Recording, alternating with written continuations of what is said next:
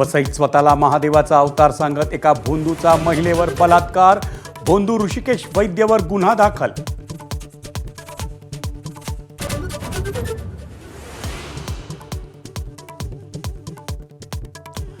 Coastal रोडवरचा melody road तात्पुरता बंद, केवळ वीकेंडला मार्ग खुला ठेवण्याचा पालिकेचा निर्णय।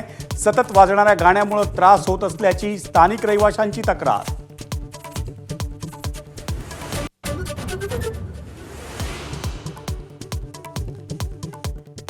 नवी मुंबईत इंग्रजी माध्यमासाठी महापालिकेच्या मराठी शाळा बंद करण्याचा भाजपचा घाट, मनसेचा गंभीर आरोप।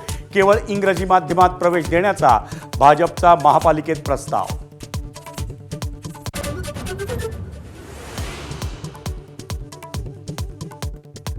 ट्रान्सजेंडर महिला खेळाडूंच्या ऑलिम्पिकमधल्या सहभागावर बंदीचा आयओसीचा निर्णय। जन्मताच स्त्री असलेल्या महिला खेळाडूंनाच आता ऑलिम्पिक किंवा तत्सम स्पर्धेत खेळता येणार।